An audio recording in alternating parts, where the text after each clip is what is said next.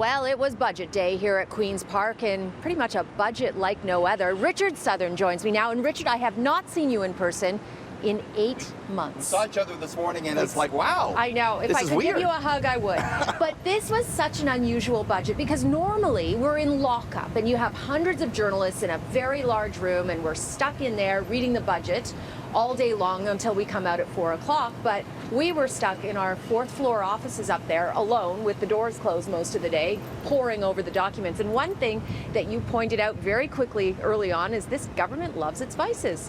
They're in the budget again. A year and a half ago, when we had the last full budget, there was a lot of stuff on vices in there. And it was, again, Cynthia, they were talking about alcohol, first of all. Yes. Alcohol spending is up. You know, people are drinking more booze during the pandemic. The government brought in $8 million more in revenue on alcohol than they did last time. They're also planning to scrap planned tax increases on beer and wine. On beer and wine, yes. And I guess they want people to spend more, one would imagine, on it. There's a lot of red ink to try and claw your way out from under, right? I think they're happy if we drink more, I suppose, but they also want to make it easier for us to buy alcohol in stores. They're making permanent, Cynthia, that program whereby bars and restaurants can sell alcohol on a takeout basis. That's pretty big that they're making that permanent. That's right, and cannabis. That one was an interesting one. So in the budget, it talks about cannabis sales in stores, and they're predicting those sales will double. They're expecting revenue from the government-run cannabis store online to top 80 million next year, to continue to go up from there. So that'll be another source, albeit a small one, of revenue for the government, Cynthia. Now let's talk auto insurance. The government, there are a lot of calls for the government to lower the cost of auto insurance. We know it's really expensive here in Ontario. What did you make of what they're saying in the budget? People have seen their premiums go through the roof, but there is nothing to legislate premiums lower in this budget.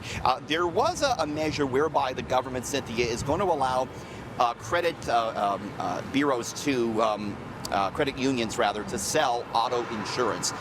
You may see some cheaper rates through that, but the government could easily legislate these premiums lower. They're not doing it. I also talked to a restaurant group today.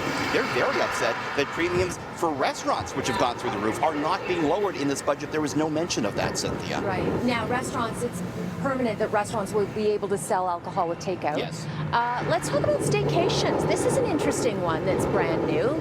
You're going to get some money back if you vacation at home. It's probably a smart initiative, I think. So anyone vacationing in the province of Ontario will be able to get a 20% rebate. They were short on details as far as what would be included, but you could imagine perhaps if you go down to Niagara Falls and check into a hotel, perhaps the tax on that room, you might be able to get some of it back. So it's twofold. It encourages people to spend money in the province, but it also encourages them to stay in the province because they don't want people traveling. Correct, and certainly could help business along the way as well.